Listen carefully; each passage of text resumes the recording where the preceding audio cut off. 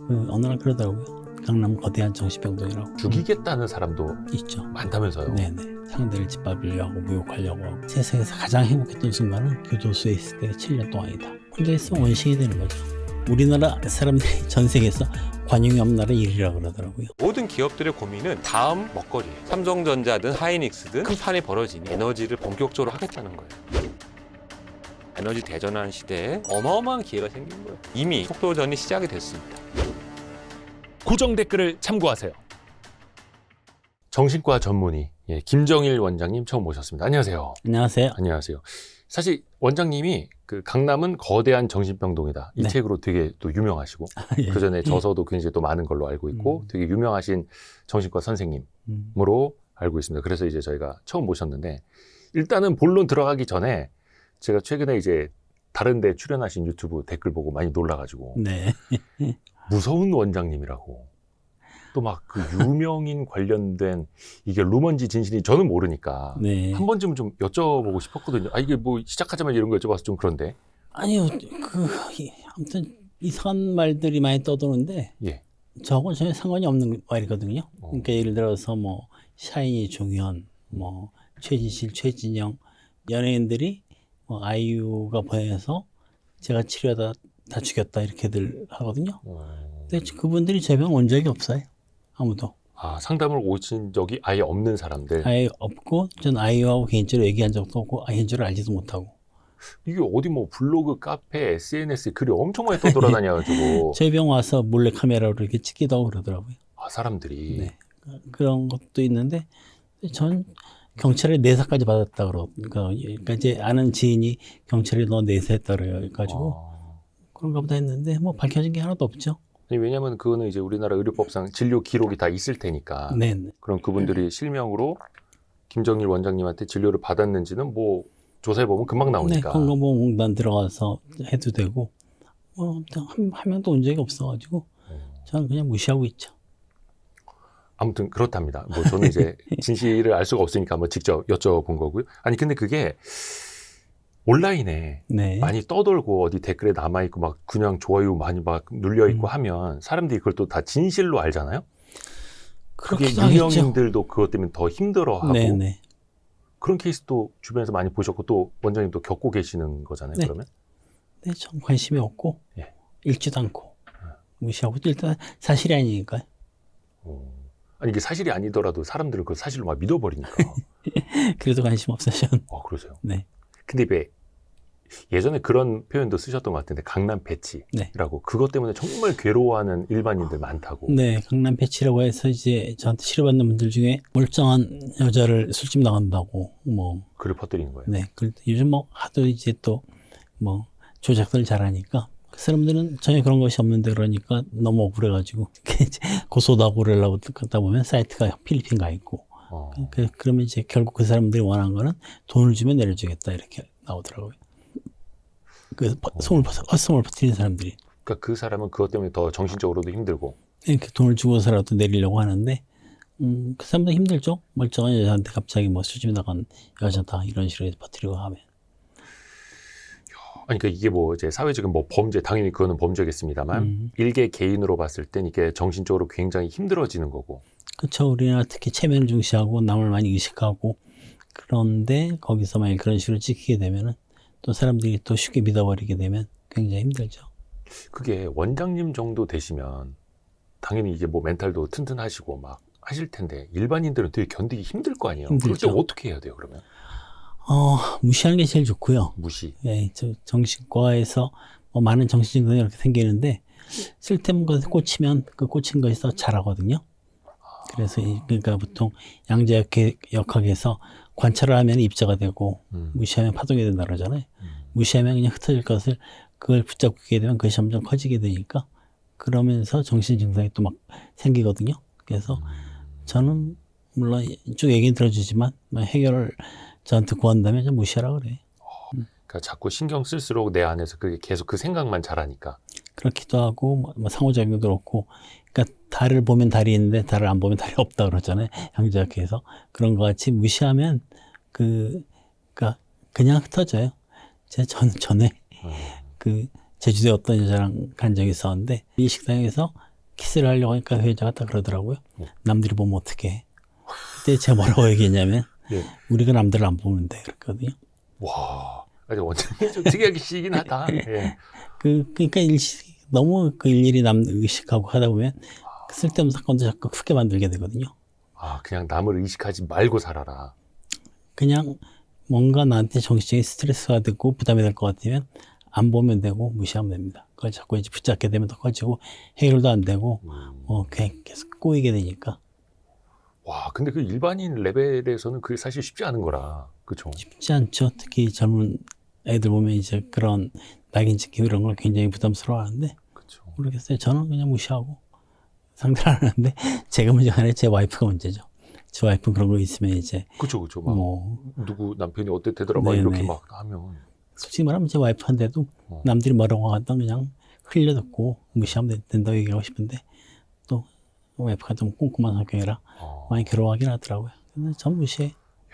하여튼 그것도 이제 김정일 원장님의 상담 내용이나 이게 스타일이고 저도 그런 거 겪어봤거든요. 네. 어떤 사이버 레카한테 막 그 괴롭힘을 그렇죠. 당한 적이 있는데 그냥 법적으로 대응을 하니까 조용해지더라고요. 그냥 형사 민사 다 걸어버리고 하여튼 그렇습니다. 예, 저는 그냥 가만히 있는 스타일은 아닙니다, 여러분. 법적인 도움을 받을 수 있으면 법치 국가니까 도움을 받을 수 있는 측면선 받을 필요도 있다. 이번에 예, 저는 그 생각입니다. 그러니까 자영업을 하거나 네. 사업하는 사람들한테 치명상이 될 수 있잖아요. 네, 소문 나쁘면 그럼 싸워야죠. 그렇죠. 네. 근데 저는 별 영향이 없어요.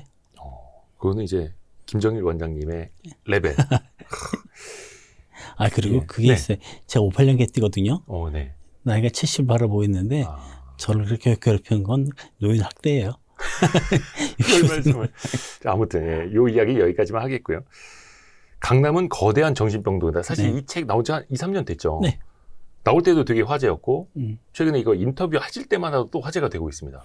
근데 이제 아까 그 소문 때문에 인터뷰한 게 다 내려오고 그랬죠. 다들 겁나가지고. 예전에 인터뷰한 기사들이나 영상들 네네 유튜브 그 사람들이. 그래서 저도 많이 사실 고민을 했습니다. 그래서 원장님한테 이 인터뷰 해도 되는지 모르겠다. 원장님 무서운 원장님이라는데 그래서 그랬습니다. 예, 저도 좀. 제가 고민했어요. 해도 되냐고. 괜히 저 때문에. 그러니까 원장님이 저희 채널에 피해를 주실까 봐. 네네. 예, 하여튼 예, 그런 말씀은 여기까지 들었고요.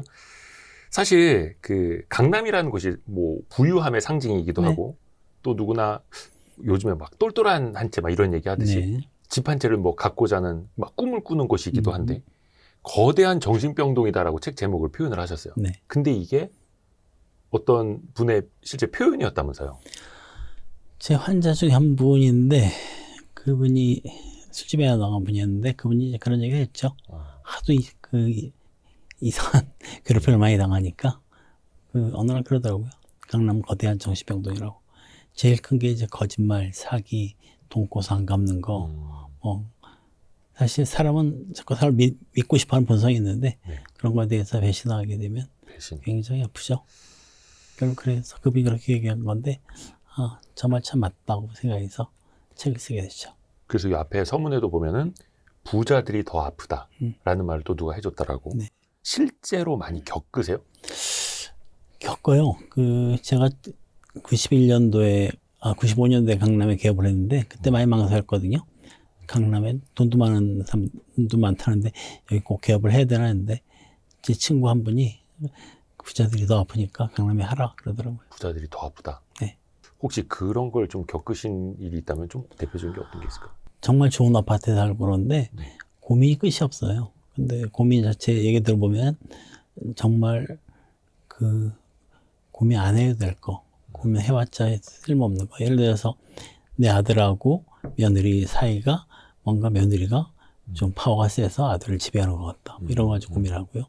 그 다음에 미래는 알 수가 없잖아요. 근데 제 와이프 들었는데 딸을 잘 키워야 되는데 맨날 그 고민이에요. 잘 크고 있는데 왜 고민이냐.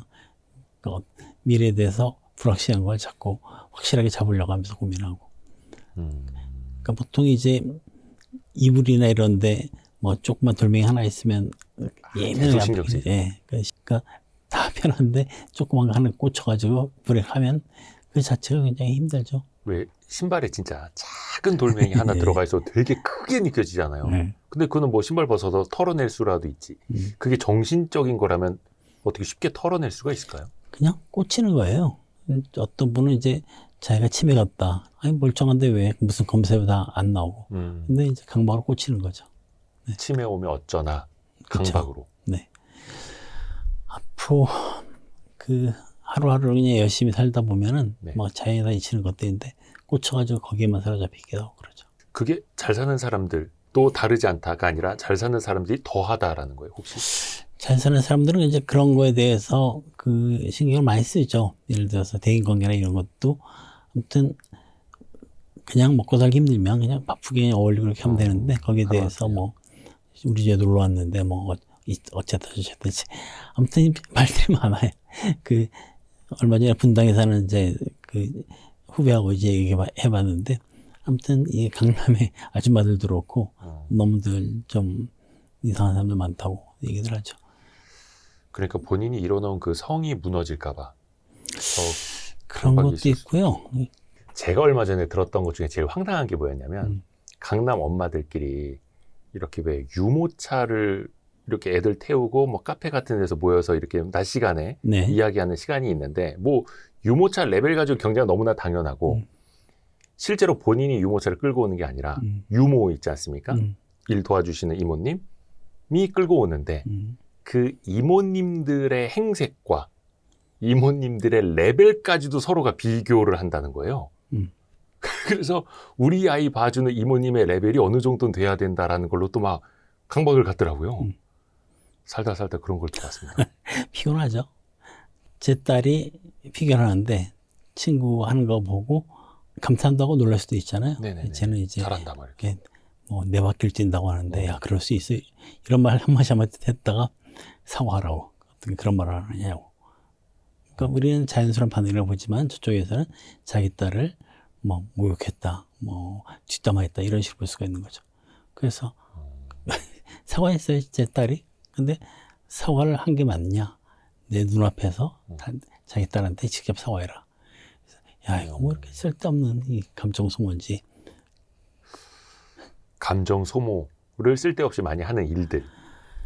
그리고 심각해요. 이런 아무것도 아니고 가지고 막 펑펑 울고 뭐 난리치고 그래서 야 이거 뭐 하는 짓이야. 속으로는 진짜. 그 원장님의 그 내방객만 더 많아지는 거네요. 근데 그렇다고 병원까지 오진 않는 것 같아요. 아무튼 자기들끼리 뭐 나름대로 균형을 잡는 것 같은데 아무튼 그때 제 분당에 있는 친구 하는 얘기는 네. 아무튼 참 좀 무식하다. 어떻게 저럴 수 있느냐. 그냥 그래서 이제 제가 환자한테 는 얘기인데 우리나라 사람들이 전 세계에서 관용이 없는 나라 1위라 그러더라고요. 관용이 없다고요? 네. 그냥 넘어갈 수도 있는 걸 포용할 수도 있고 이해할 수도 있고 그런 것들을 그렇게 따지고 물고 늘어지고 그다음에 상대를 짓밟으려고 하고 모욕하려고 하고 뭐라 이런 쓸데없는 짓을 하나. 마음의 여유가 그만큼 없어서. 그것도 아닌 것 같아요. 그게 경제적 여유랑 마음의 여유도 다르고 정신적 여유도 또 다른 거라는 걸까요? 그 어렸을 때 뭐 한도 있겠고 성장 과정의 상처도 있겠고 여러 가지 있겠지만 일단 무조건 남을 이기려고 그래요. 그러니까 내가 잘 살면 되는데 남을 앞서가야 되고 남한테 좀 못하면 뭔가 저도 제 와이프한테 가끔 얘기하는데 이만큼 하면 잘 살잖아. 근데 와이프 얘기는 아무튼 이걸 못하면 남들 하지 못하면 뭐 죽고 싶다 이런 얘기도 하고 그건 뭔 쓸데없는. 그러니까 사실 뭐 강남이라는 이제 상징적인 지역을 이제 이야기해 주신 거겠습니다만 부자들이 정신적인 더 어려움에 또 많이 또 처한다라는 거 많이 이제 목도하고 계시고 그러니까 일단은 돈, 명예, 비교, 경쟁 여기에서는 벗어날 수 없는 게 인간이다라는 걸 또 어떻게 보면은 결론이 또 나와 있는 거잖아요. 벗어날 수 있죠 다. 스트레스를 가장 받지 않는 가장 최첨단의 길이 감사하는 거거든요. 감사하며 살면 뭐 모든 것 자체 다 벗어날 수 있고 비교하지 않아도 되고 남들에게 포용적일 수 있고 뭐 사랑을 할 수 있는데 그냥 이상하게 아무것도 아닌 거 가지고 이제 꽂히게 되면 그게 이제 본인을 묶는 족쇄가 되죠. 독일에서 공부하고 온 정신과 의사 친구가 있는데 한국에 왔는데 걔랑 오늘 얘기할 때 재밌는 얘기 하더라고요. 자기는 돈이 있으면 쓰고 없으면 안 쓰는데요. 그럼 딱 좀 맞는 말이거든요. 있으면 쓰고 없으면 안 쓰면 되는데 없을 때 뭐 더 많이 가지려고 하고 자기가 한 40억이 있는데 네. 한 10억 정도 더 모아야겠대요. 예. 50억 정도 있고 주변에서도 그러라고 하고 뭐 주식에서 올라올 걸 그랬다고. 내가 가진 거에 대해서 만족하고 이거 자체를 이제 자기가 뭐 쓰면 좋은데 뭔가 이렇게 쫓겨요. 뭔가 항상 그러니까 자기가 자기 노력으로 벌면은 그 돈을 마음껏 쓸 수 있거든요. 네. 근데 만약 강남에서 많은 부자들이 다 물려받은 거잖아요. 물려받은 것들에 대해서는 여유가 없어요. 항상 더 많이 물려받은 사람은 더 질투하고 더 샘내고 뭐 씹을 거 있으면 씹고 뭐 아무튼 근데 자기가 열심히 노력해서 번 거는 자기가 자유롭게 쓸 수도 있고 뭐 그랬었죠. 그래서 감사할 줄 알고 자기가 열심히 노력하고 그렇게 되면 전 비교 이런 거 신경 안 쓸 수 있다고 생각해요. 그러니까 매사에 감사하는 마음으로 살면 네. 비교 경쟁 여기서도 이제 자유로울 수 있는 건데 마음에 제 환자가 감옥에서 7년 살다가 나온 환자가 있는데 강남에서 굉장히 사업도 잘 되고 항상 웃고 성공적으로 다들 표본이 되는 환자가 있었어요. 근데 어느 날 자살했어요. 주변 사람이 다 놀랐죠. 그때 상처도 많이 받고. 근데 그분이 저한테 한 얘기가 있어요. 자기가 세상에서 가장 행복했던 순간은 교도소에 있을 때 7년 동안이다. 거기 뭐 서로 비교할 것도 없고 의식될 것도 없고 행복하고 내가 건강하다고 과시할 것도 없고 그냥 뭐 하루하루 살면 되는데 강남에서 항상 자기가 성공한 거 뭐 밝게 웃고 뭔가 자기가 행복한 것을 이렇게 보여줘야 되고 이런 것들이 왜 죽었는지 모르겠지만 아무튼 많이 피곤했을 것 같아요. 물론 이제 뭐 강남 사람들이 다 그렇다는 건 아닙니다. 여러분 오해하시면 안 되고 이제 상징성, 그럼요. 상징성이라는 거고 이 책에서 그런 표현을 쓰였더라고요. 인간은 누구나 조사나로 태어난다. 네. 10개월 동안 엄마 뱃속에 있지만 사실은 대부분 포유류의 뇌 크기만큼 그 뇌가 성장을 하려면 한 20여 개월은 엄마 뱃속에 있어야 된다면서요? 네, 보통 포유류의 새끼들은 이제 45% 엄마 뇌의 45%의 크기를 갖고 태어나서 네. 태어나자마자 이제 걷고 뛰고 뭐 다 하죠. 우리가 이제 25%니까 45%까지 가려면 그러니까 인간이 직립보행하고 그다음에 그 조산아로 태어나게 머리가 커져가지고 조산아로 태어나지 않으면 다 그 엄마 뱃속에서 죽었거든요. 그래서 조산아로 태어나는 식으로 진화를 했는데 진화한 대신에 나머지 21개월 전체는 바깥에서 11개월이죠. 그러니까 22개월 돼야 되는데 바깥에서 케어를 충분한 사랑을 받고 자랐어야 했죠. 근데 엄마 자궁만큼 사랑을 많이 받고 안전한 장소가 없거든요. 그러니까 밖에서 한 11개월, 12개월은 이제 사랑의 상처를 받을 수밖에 없어요. 애기들이 울 때 보면은 그 굉장히 자지러는 것이 굉장히 가슴이 아파요. 울음소리만 들어도. 그때 절박하게 울거든요. 그렇죠. 당장 뭘 먹지 못하면 죽으니까 네, 그렇죠. 계속 젖을 달라고 우는 거죠. 네. 그러니까 그들이 받는 것들은 충분한 사랑을 받으면 울 필요도 없고 뱃속에 있었으면 그냥 자랄 텐데 그래서 우리는 누구나 그 사랑의 결핍을 한 11개월 동안 받는 거죠. 근데 문제는 신경계가 1세 동안에 90%가 완성되거든요. 그러니까 우리가 1세 동안 90% 완성될 때 사랑의 상처를 계속 받는 거예요. 그래서 많은 사람들도 성공한 사람들 보면은 나중에 그들이 원하는 건 뭐 수많은 것이 아니라 안아주는 거. 누가 날 좀 안아주고 사랑해주고 어떻게 보면 좀 이렇게 변함없이 아껴주는 거. 지금 우리 사회에서 큰 문제가 하나가 이제 배신이 너무 많거든요. 거짓말도 너무 많고. 네. 그런 거 하게 되면 정말 죽고 싶은 만큼 힘들어요. 또다시 버림받는 거니까. 어렸을 때 버림받았는데 커서 또 버림받고 아무도 안 믿게 되면 이제 굉장히 외롭고 이런 것들이 이제 굉장히 인생을 죽게 만들죠.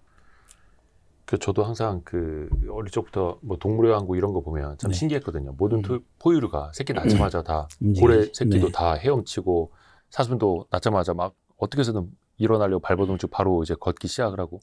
근데 인간만 몇 년 동안을 이제 거의 1년은 눕고 뒤집고 걷고 이러면서 이제 시간을 보내게 되는데 그게 다른 포유류랑 비교하면 최소한 11개월 정도는 결핍의 시기라는 네. 그때가 되게 어떤 중요하고. 시기든지 결핍할 수밖에 없고 상처받을 수밖에 없죠. 거기서 학대를 받으면 큰일 나는 거. 그래서 평생 사랑을 갈구하면서 살 수밖에 없는 네. 게 인간이라는 거예요. 저 예전에 그 인터넷에서 되게 화제가 된 영상인데 어떤 남성이 중년의 남성이에요. 네. 지하철역에서 막 다 죽이고 싶다고 막 난리를 피우는 거예요. 막 울부짖으면서. 그때 어떤 젊은 남성이 가가지고 그 아저씨를 그냥 안아주더라고요. 그렇죠. 그러니까 그 사람이 그냥 펑펑 울어요. 모든 뭐 폭력적인 행동 뭐 이런 거 다 안 하고.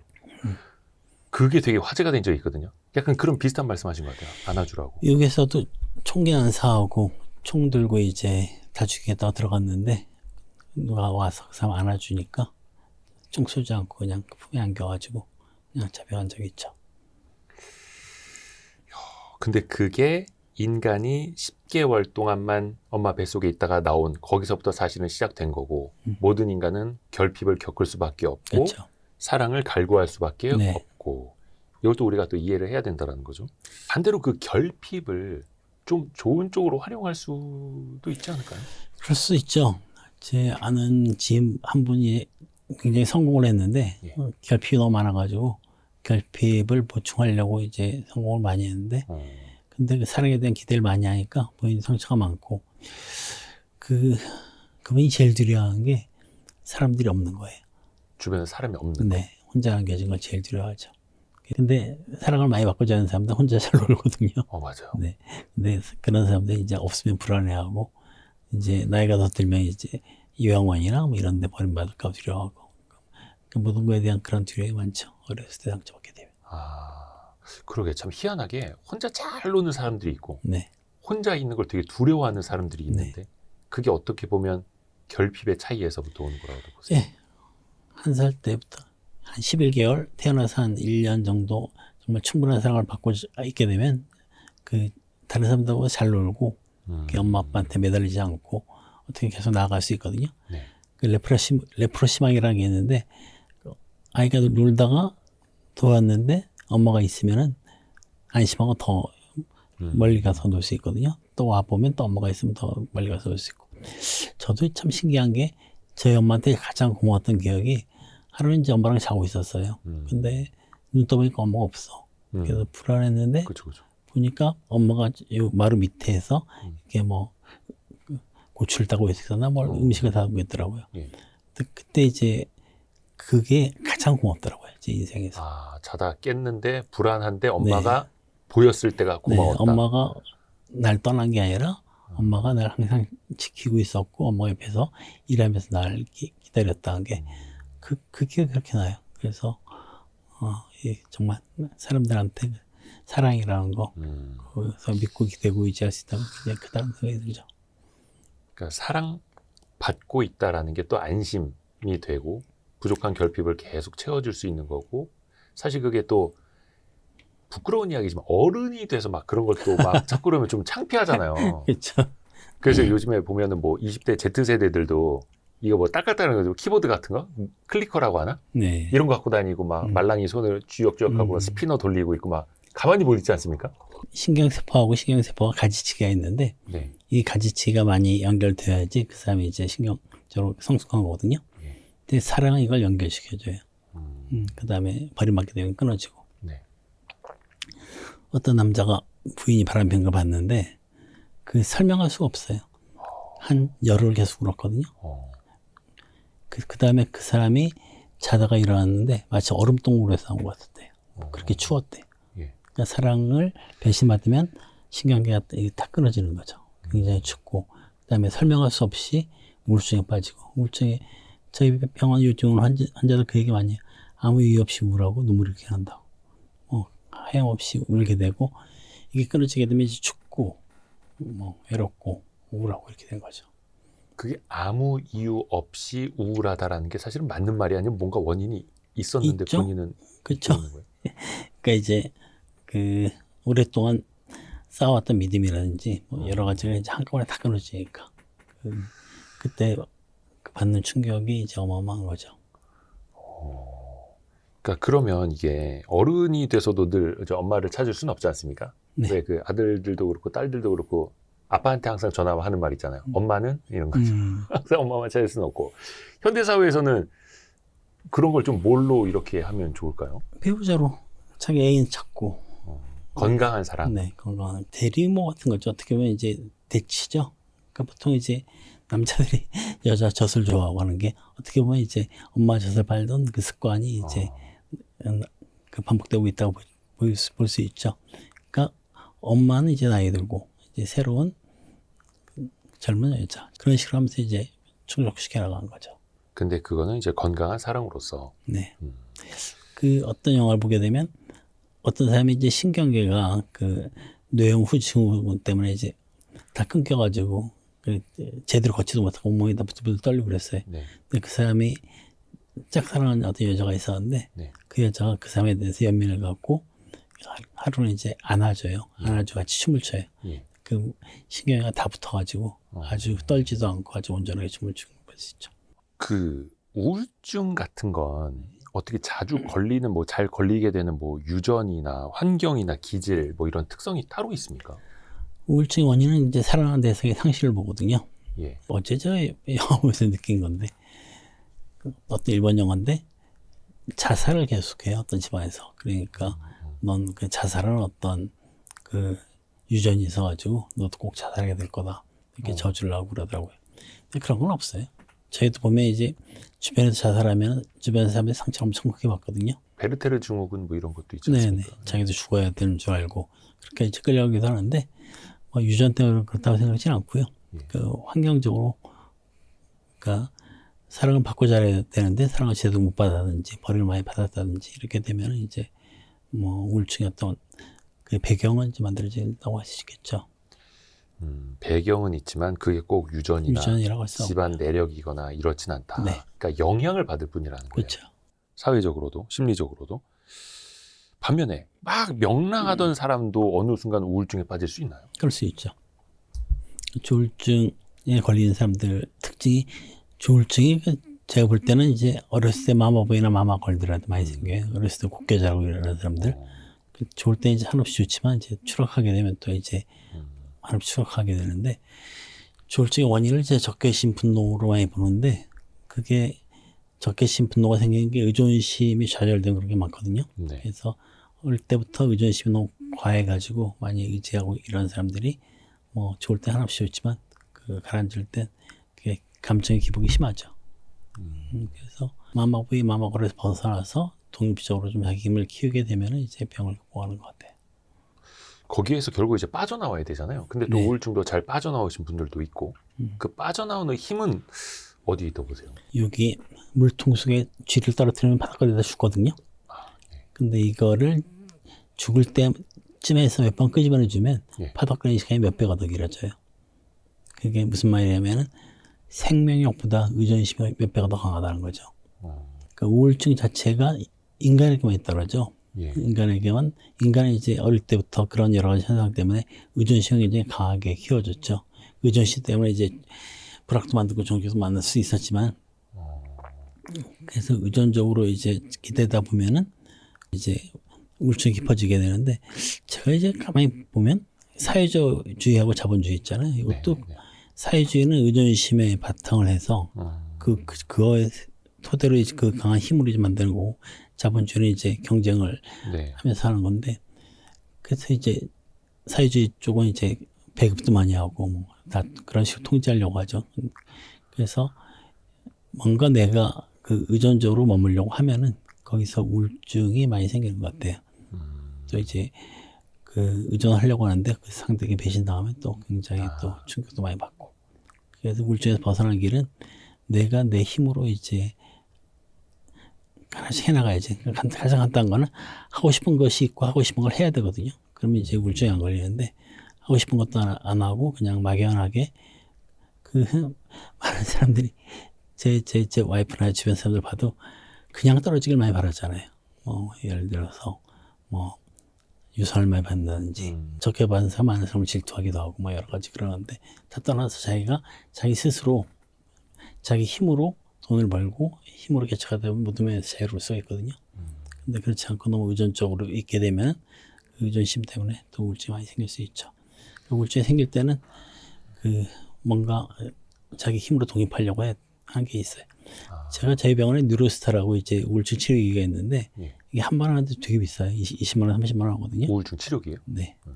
근데 한 번은 이제 좀 지방에서 변두리에 살던 사람이 왔어요. 예. 그래서 어떤 약도 써도 안 되니까 이 뉴로스타라고 치료받겠다고 왔는데 그래서 그분을 치료하면서 그랬죠. 이 뉴로스타가 한 번에 20만 원, 뭐 30만 원 한 건데 네. 만약 너가 열심히 활동하면 이 뉴로스타의 치료를 너 스스로 하는 거다. 왜냐면 뉴로스타가 뇌를 계속 때려주는데 열심히 살게 해주는 거밖에 없거든요. 어떻게 보면 그게 약간 뭐 전자기판가 뭐 자기장. 자기장. 자기장으로 계속 이 자극을 주는데 네.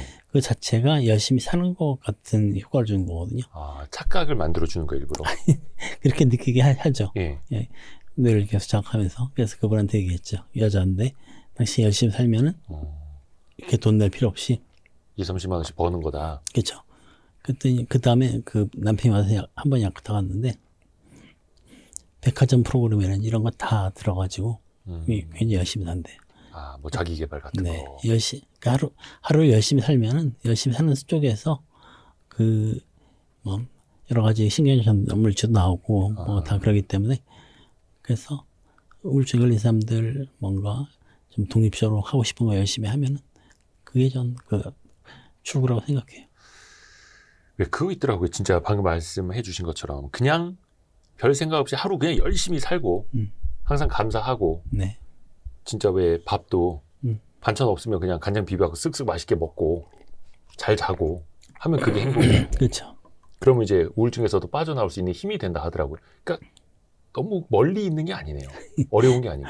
그 연구 동창주 그런 애가 있었어요. 다들 뭐 삐까번쩍하게 성공하고 뭐 여러 가지 하지 않지만 네. 굉장히 의료 보형세민으로 사는 애가 있었어요. 그 자기 뭐 집 하나 있고.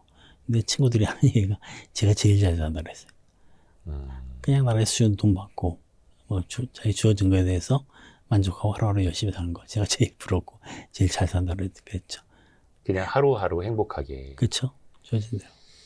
그렇죠. 저도 얼마 전에 그 다리를 다쳐가지고 네. 목발을 좀 짚고 다녔는데 목발을 짚고 나서야 느끼게 되더라고요. 요 옆에 편의점 유리문 하나 열고 들어가는 게 얼마나 힘든지. 네. 화장실 문턱 하나 넘고 슬리퍼 신는 게 얼마나 힘든지. 그 목발 떼고 나니까 그게 너무 감사한 거예요. 우와, 내가 두 다리로 걸을 수 있다니. 앉았다 일어났다도 할 수 있다니. 막 이런 거. 콧구멍 2개 다 같이 뚫려 있어서 숨을 자유롭게 쉴 수 있는 걸로도 감사하고. 행복이 멀리 있는 게 아니에요. 저도 그 다리가 저려서인가 다리를 좀 쩔룩거리고 걸어본 적이 있는데 네. 전 재밌더라고요. 쩔룩거리면서도 이렇게 잘 걸을 수 있고 뭐 나이가 들어서 이제 몸 자체가 무리하지 못하게 만들거든요. 그러니까 걸음도 뒤숭뒤숭 없고 그런데 어떻게 보면 이렇게 해서 사람이 사는구나. 그 항상 남들이 보기에 번듯하고 뭐 이 스마트하고 보여주게 할 수는 없잖아요. 그렇게 안 해도 이렇게 살 수가 있구나. 그러니까 내 몸이 왜 이럴까가 아니라 네. 이것도 재밌구나. 이것도 노화의 일종이구나. 네. 이렇게 받아들인다는 거예요. 예, 그렇게 하고 그렇게 하니까 그런 대로 무리하지 않고 살 수 있고요. 이게 사실 이제 모르던 사람들도 배우면 또 깨달을 수 있어요. 그죠? 원래 뭐 처음부터 뭐 멘탈 강하고 이런 건 또 아니니까. 남들만 의식하지 않으면 돼요.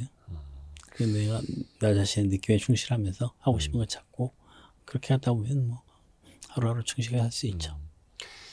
또 이게 자기 자신한테도 이렇게 나쁜 일을 만들면 안 되지만 사회적으로 나쁜 일을 만드는 사람들이 또 있잖아요. 있죠. 정신적인 문제로. 네네. 이 책에서도 그 묻지마 범죄에 대해서 많이 다뤄주셨는데 네네. 예전에 왜 안 좋은 그런 칼부림 사건도 네네. 있었고 묻지마 범죄가 많은 어떤 특징적인 이유가 있을까요? 히키코모리, 은중형 외톨이들이 이제 많이 저지르는 것도 있죠. 그 사람이 사람을 만나야 되는데 네.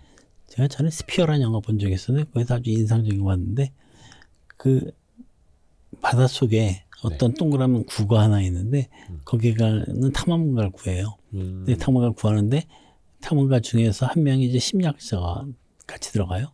근데 심리학자가 들어갔는데 그 스피어라는 구에서 생명 반응이 있다는 거 보고 이 사람이 굉장히 놀라요. 큰일 났다. 빨리 도망가자. 생명 반응이요? 그러니까 생명 반응이 있는데 생명 반응이 혼자 있게 되면 괴물이 된다는 거죠. 굉장히 잘해요. 어떤 영화인지 알 것 같다. 예. 네. 그 은징이 외톨이들이 이제 혼자 집에 있게 되면 사람들과 어울리지 않게 되면 예. 점점 이제 피해의식이 생기게 되고 피해의식이 점점 커지다 보면 이제 공격적이 되죠. 세상에서 제일 겁이 많은 동물이 뭔지 아세요? 겁이 제일 많은 동물이요? 네. 인간이요? 호랑이요. 예? 이게 비유적인데 그러니까 호랑이가 혼자 살잖아요. 예. 혼자 그쵸, 있게 그쵸. 되면 자기가 강해져야 되잖아요. 자기가 혼자서 먹고 살아야 되니까. 저 사자는 무리 생활을 하는데 네, 호랑이는 또 독립 생활을 하죠. 그러니까 사자가 이제 호랑이한테 지죠. 그러니까 혼자 있게 되면 처음에 뭐 편한 것 같지만 수많은 생각 속에서 주변 자체가 동굴 속에 혼자 있게 되면 주변이 어떻게 될지 모르잖아요. 점점 이게 예민해지고 그다음에 공격적이 되고 뭐 응징의 메타드든지 치료적이 있는데 치료도 한 번은 한 5년 동안 방에 있던 애를 데리고 나와서 쭉 치료했었는데 예. 나중에 한 번 마찬가지로 끝낸 적이 있어요. 자꾸 이제 때리는 거예요, 옆에서. 그러니까 자기가 너무 무서우니까 세상에 대해서 그러니까 어떻게 보면 자꾸 시험을 하는 거죠. 그러니까 세상에 대해서 굉장히 위협적으로 나가요. 그 주변 사람들도 위협하고 그러니까 그래야지 자기가 좀 그러니까 안심할 수 있으니까. 제가 치료하는 어떤 분은 병원에 올 때 소주를 두고 와요. 진료실 밖에 대기실에서 소주를 통째 들이키죠. 너무 무서우니까 술로 마비시키고 와서. 그러니까 자기가 무서워서. 네. 또 그 사람들이 이제 대인관계 사회관계를 너무 안 하니까 스킬이 부족하거든요. 이에 바른 행동이라든지 이런 것보다 굉장히 공격적인 많이 보이시죠. 근데 그거 자체가 많이 방치가 되면은 그 무서운 거 자체가 점점 커지면 나중에 이제 통제하지 못하게 되면 튀어나가게 되죠. 일본에서 그래서 관광하게 되면 이제 저녁에 혼자 나가지 말고 사람들하고 같이 나가는 게 많이 하잖아요. 예. 어디서 운동회가 튀어나와서 희귀고머리가 튀어나와서 칼로 찌르고 도망가지 모른다고 그러죠. 그러니까 그 사람들은 혼자서 피해 시소에 사로잡혀 있다가 그걸 현실같이 보게 되고 그럼 튀어나가게 되면 그때부터 이제 무서운 사람이 되는 거죠. 혼자 있을수록 더 예민해지고 더 예민해질수록 피해의식이 더 강해지고 또 자기를 지키려다가 남을 해하게 되고 이런 악순환이. 혼자 있으면 원신이 되는 거죠. 원신. 네, 혼자서 자기가 살아가야 되니까 뭐 자기 생각에 따라서 주변도 그렇게 볼 수 있게 되니까 주변을 이제 그냥 사소한 눈빛이나 이런 것 자체도 다 자기 공격을 볼 수가 있고 그러면서 이제 폭발하게 되죠. 앞부분에는 사랑을 많이 받은 사람들은 혼자서도 잘 논다라고 말씀해 주셨잖아요. 근데 또 너무 혼자 있으면 히키코모리가 되고 피해의식을 갖게 되고 더 위험해지고 예민해지고 원시인이 되고. 사랑을 많이 받은 사람들은 대인관계, 사회관계를 어느 정도 하기 때문에 사회성이 있어요. 사람들과 어울릴 수가 있죠. 혼자 잘 놀다가도 나와서 사회생활 잘 하고. 네. 근데 히키코모리 같은 경우는 밖에 사회에서 상처를 받아서 뭉쳐둔 경우가 많거든요. 악순환된 경우가 많은데 그렇게 되면 이제 사회성에 대한 훈련이 안 돼 있죠. 그러니까 대인관계, 사회관계를 통해서 감정 발달이 된다고 되어 있는데 대인관계, 사회관계가 부족하니까 감정 발달도 안 돼 있고 사람들 사귀는 것 자체도 굉장히 미숙하고 어떻게 보면은 원시적인데 그러다가 이제 혼자만 있게 되면 그다음부터 이제 악순환에 빠지는 거죠.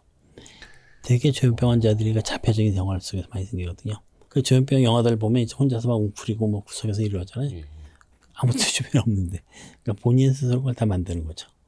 그런 상황을, 환상을. 그렇죠. 자기가 이제 두려워하고 이렇게 되면 진짜 두렵고 그거 자체가 느껴지는 거죠. 조금만 자극해서도 뭐 자기를 공격한 거 보고. 근데 이제 그런 사람들이 사회적인 이제 문제를 네. 크게 일으킬 가능성이 있잖아요. 그 안인득신가 그 뭐 아파트에서 다 나온 사람들 찔려고 예, 그랬죠. 불 지르고. 뭐. 네. 제가 그때 그 판사님하고도 얘기해 봤었는데, 그러니까 이해를 하면은 그 사람은 어떻게 환자죠. 그래서 사람들한테 다 지나간 사람들 눈빛이나 뭐 이거 자체에서 다 자기 공격만 보니까 자기도 그렇게 하는데 그 환상이거든요. 그러니까 남들이 보기엔 별것도 아닌데 그 컨센슈얼 베리데이션이라고 해서 그 사람들이 보는 걸 같이 볼 수 있어야 되거든요. 옛날 콜럼버스가 아메리카 그 발견했을 때 그 미국 원주민들은 콜럼버스 배를 못 봤다 그래요.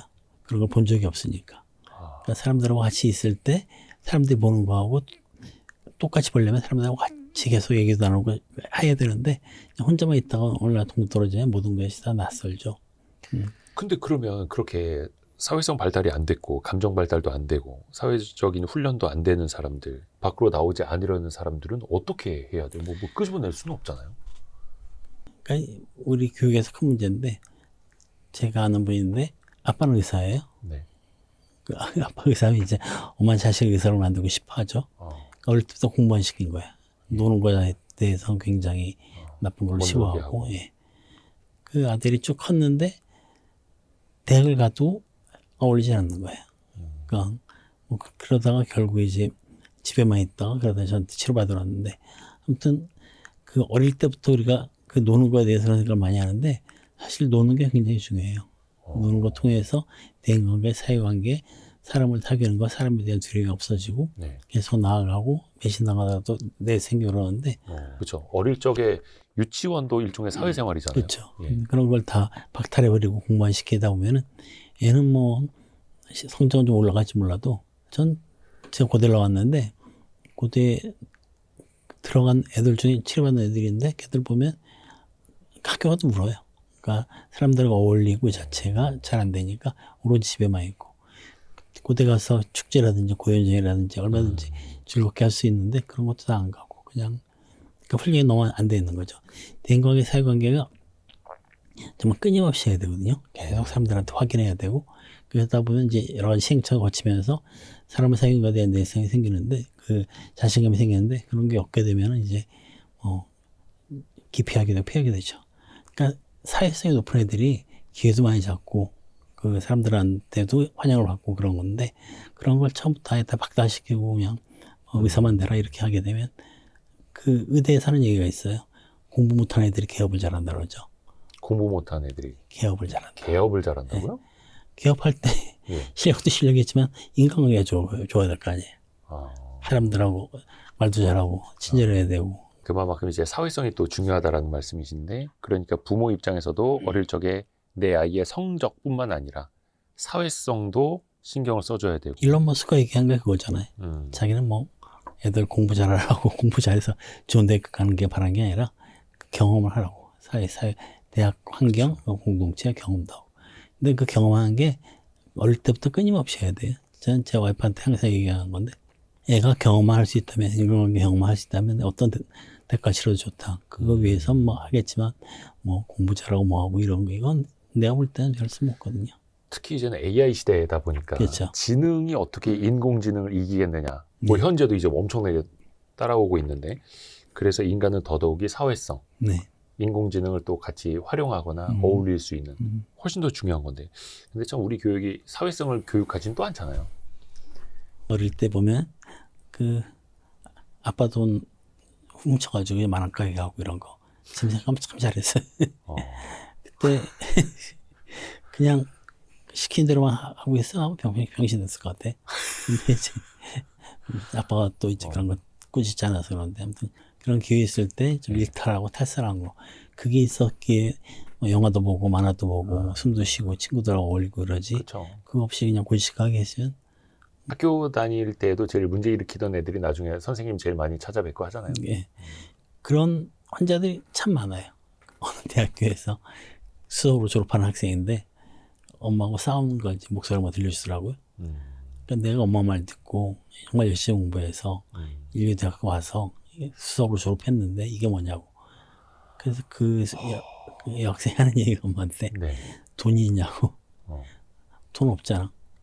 근데 날 이렇게 만든 거죠. 공부만 시켜가지고 이렇게 뭐 사람들 만나고 뭐 여러 가지 다 그런 게 아니라 모르지 공부만 시켜서 했는데 이제 책임지라는 거죠. 날 이렇게 만들었으니까. 근데 뭐 이미 20여 년 지난 다음에. 그쵸. 그러니까 이게 쉽게 바뀌진 않는 것 같은데 그래도 전 지금도 얘기해요.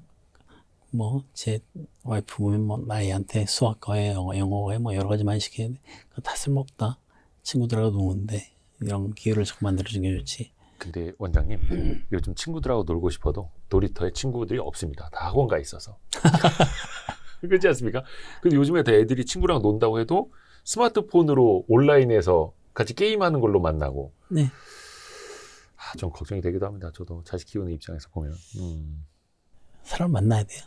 거기서 배신도 당하고. 그리고 이건 제가 참 얘기하고 싶은 건데 강남엔 거짓말 사기가 진짜 많아요. 네. 뒤통수 많이 치고. 예. 제가 얘기하는 것 중에 하나가 사기 좀 당하더라도 좀 손해 좀 보더라도 그래서 사람을 좀 만나라. 제가 그 건달 양아치들 뭐 애들 하는 거 보면 걔들은 서로가 그렇게 사기 치면서도 또 계속 만나요. 굉장히 욕을 하고 뭐 그러면서 또 꾸역꾸역 만나는데 이제 쭉 관찰해 보니까 척에 막혔더라고요. 그래도 만나야죠. 뭐 이제 한두 번 사기 당하면 뭐 또 사기 치겠어요. 또 사기 치더라도 크게 치겠어요. 그러니까 제가 아까 녹화 들어오기 전에도 오늘 이제 정신과 전문의 원장님하고 이제 김정일 네. 원장님 녹화한다고 해서 후배들한테 그런 얘기를 해줬거든요. 사람을 만날 땐 내가 저 사람한테 속을 수도 있다. 저 사람이 나를 이용할 수 있다라는 생각을 기본값으로 깔고 가야 된다. 그래야지 상처를 안 받는다. 너도 누군가를 필요하니까 만나는 거 아니냐. 그 친구 만났을 때도 즐거우니까 그 친구를 만나는 거고. 다 그게 이용하는 거 아니냐.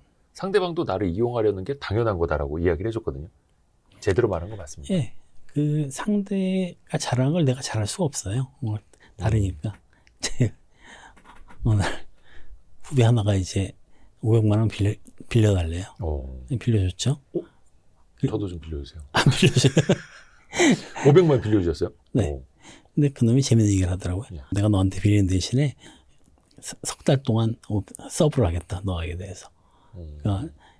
그래서 뭐 좋다고.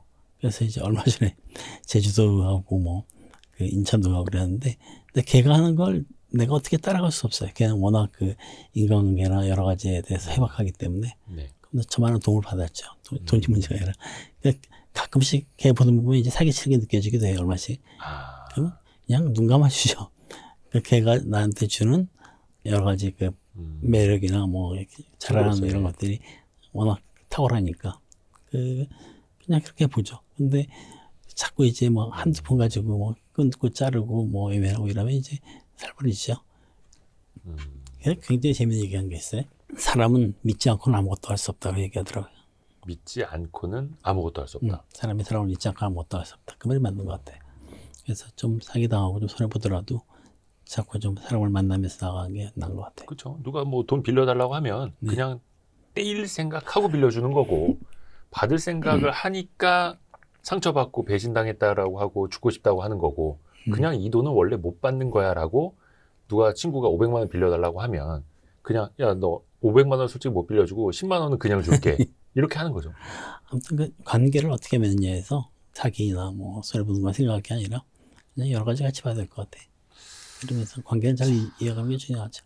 그러게요. 뭐 물론 이제 본인의 선택이겠습니다만 또 아까 그 콜럼버스 이야기 하실 때 그 원주민들은 콜럼버스의 배를 제대로 보지 못했다. 그러니까 이 책에도 쓰셨는데 강남은 거대한 정신병동이다. 김정일 원장님의 책 통해서 눈이 아니라 뇌로 보는 것이다라고 하시더라고요. 이거 좀 설명 좀 해주세요. 제가 양자역에서 이중 슬릭 그런 거 있잖아요. 그러니까 이쪽에선 광자가 들어가고 이쪽에서 파장이 하는데 관찰하면 광자가 되고 관찰치 않으면 파장이 된다고 그러잖아요. 그걸 보면서 참 많이 생각했어요. 정말 그 눈 때문에 그럴까 보는 것만 때문에. 그러니까 내가 뭘 생각해도 내가 뭔가 거기에 집착해도 이게 다 보는 게 아닐까 생각이 들거든요. 암에 걸린 사람들이 산에 가서 암이 좋아진 사람도 있어요. 네, 근데 산에 가서 암이 좋아진 사람들 특징을 보면은 항상 그러니까 생각을 다 없애는 거예요. 무심이 되고 다 비워라 이렇게 스트레스 안 받고. 네, 다 비우면 좋아진다. 왜 좋아질까 하고 왔거든요. 내가 생각을 비우면 내 몸이 파동으로 바뀌는 것 같아요. 내가 뭘 생각하면 그게 이제 생각하는 일체유심조라고 생각하는 대로 이제 보이거든요. 망상하게 되면 생각하는 대로 이제 입자가 파동에 모여서 보이고 그러는데 정말 내가 마음을 다 비우게 되면 내 몸 자체도 파동 쪽으로 가면서 이렇게 풀리는 것 같아요. 단단한 것도 풀리고 이렇게 되면서 좋아지는 것 같아요. 그래서 예전에 무슨 달마대사나 뭐 돋은 사람들 보면 뭐 여기서 나타나고 저기서 나타나고 그러거든요. 그걸 보면 저 사람들이 파동에 대해서 이렇게 왔다 갔다 어딘지 할 수 있는 거는 생각이 들거든요. 그래서 마음을 비우고 생각을 비우고 이런 것이 참 중요하죠. 정신분열증 환자들이나 이런 환자들 보면은 환각을 자기가 만들어요. 어떻게 보면 환각을 자기가 만든다. 네. 정신분열증은 근데 일단 뇌에서 문제가 생기는 거 아닌가요? 도파민 과다분비라고 얘기하죠. 도파민 과다분비 제일 특징이 이제 히로뽕 하는 사람들이 도파민 과다분비가 많은데 히로뽕 하는 사람들은 자기 섹스 파트너 있잖아요. 굉장히 사랑스럽고 이쁘게 보이고 멋지게 보이는데요. 도파민이 높아지게 되면 그 자체에서 이 보는 차원이 좀 다르거든요. 자기 중심적으로 많이 보게 되니까 그러면서 사랑에 빠지고 더 깊이 중독이 되는 거죠. 망상에 깊게 빠지고 거기에 고착돼 있고 하면은 그 망상에 맞는 현실이 자기도 모르게 만들어져서 보이게 돼요. 소리도 들리게 되고 어떤 때 이상하게 보이기도 하고 뭐 그러면서 점점 파멸로 몰고 하죠. 그래서 정신 증상이 있을 때 아까 이제 그 강남 패치도 말씀드렸지만 그 수많은 것들을 빨리빨리 시작하는 게 중요해요. 꽂히지 않고. 네. 빨리 흘려보내는 거. 네. 그러니까 그걸 하나 붙들고 있게 되면 그쪽에 대해서 점점 더 그쪽으로 고착되는 나를 끌어들이는 현상이 생기게 되니까 빨리 흩어지면 다른 쪽으로 가면 이제 금방 또 잊을 수가 있거든요. 근데 그렇게 너무 고착되면 저기서 이제 강박이 생기고 거기서 뭐 분열이 생기고 그렇게 되는데 빨리빨리 흩어버리면서 가면 오히려 건강하게 살 수가 있죠. 그러니까 뭐든지 붙들고 있지 말고 흘려보내라. 네. 뭐 종교에서 가르쳐 주는 거랑 사실 다르지 않습니다. 네. 무심지도고 그 흘려보내고 하면 흐르는 대로 살면 되지. 뭔가 딱 고착되면 이제 그쪽에서 메어버리면서 그때 많은 문제가 생길 수가 있죠. 그러네요. 아까 히키코모리도 네. 그렇습니다만 조현병도 사실은 좀 이렇게 폭력적으로 나올 수 있지 않습니까?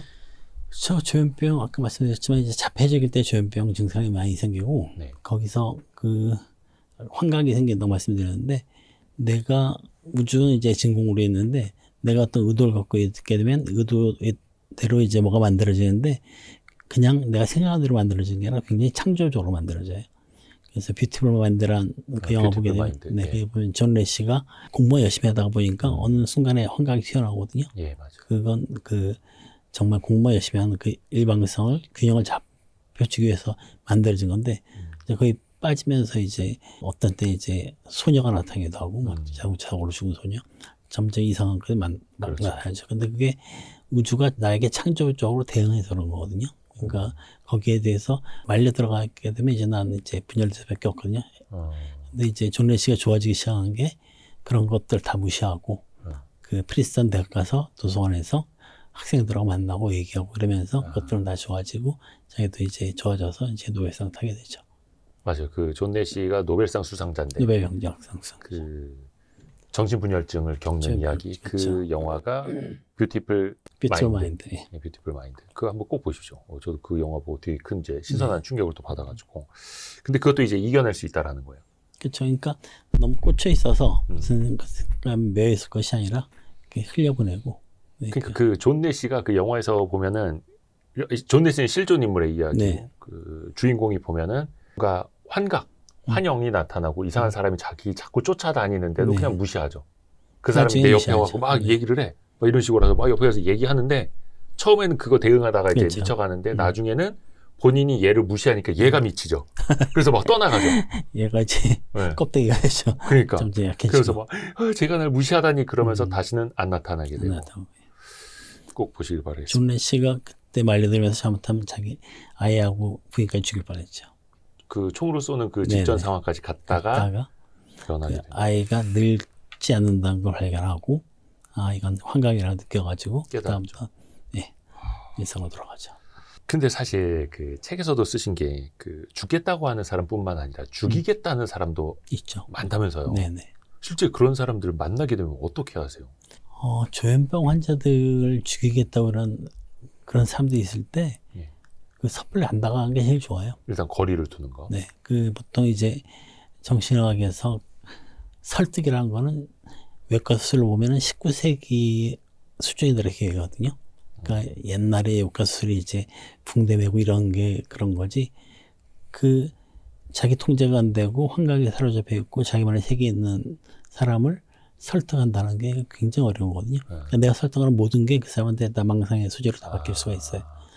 그래서 귀신하고 얘기하는 게 제일 좋고 자꾸 거기에서 개입할 게 아니고 사고 치면 경찰에 고소하고 그 문제가 생기면 그래도 접근할 수 있는 건 가족이거든요. 가족이 그 자식이나 정신병을 고칠 수 있다고 보는데 가족한테 맡겨야지 내가 섣불리 다가가서 정신병원에서 그 낯선 사람이 들어오면 굉장히 싫어하거든요. 그러니까 망상이 일으키니까 괜히 섣불리 접근해서 일 만들지 말고 그냥 맡기는 게 좋아요. 자기 스스로 뭘 하려고 하지 말고. 우리가 이제 정신과 하게 되면 레지던트 1년 차나 이런 애들은 굉장히 환자들한테 열성적으로 나와서 뭔가 바꾸려고 하고 막 조급하거든요.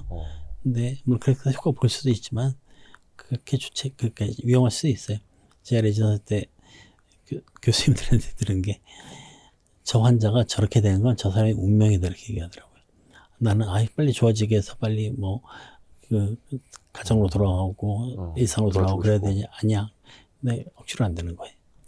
기다려야죠. 융이 그 얘기를 했는데 칼 융이요. 네, 환자 한 사람 한 사람의 언어를 익히면서 빛을 향한 무의식의 모습을 따라가는 게 이제 정신치료들의 얘기했어요. 그러니까 환자 한 명이 언어를 배운 것도 어렵고 그 따라간 것도 어려운데 너무 섣불리 자기 가치관이나 자기 틀로서 환자한테 강해서 그러니까 스트레스 주면서 강제하고 하는 거는 도움도 안 될 뿐만 아니라 효과도 없죠.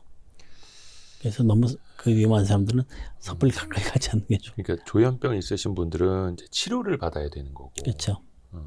사실 뭐 가족들도 조현병이 있으신 분들 어떻게 하기가 또 힘들 거 아니에요? 그래서 옛날엔 다 페인되는데 약물이 나오면서 이제 조절할 수 있었죠. 아, 조현병도 이제 조절을 할 수 있는. 네. 그러면 조현병 겪으신 분들도 약물의 도움을 받으면 뭐 이렇게 좀 수치가 괜찮아지고 하나요? 본인이 약을 깨달을 수 먹으면 있고. 네, 일단 환각이나 환청 이런 건 없어지고요.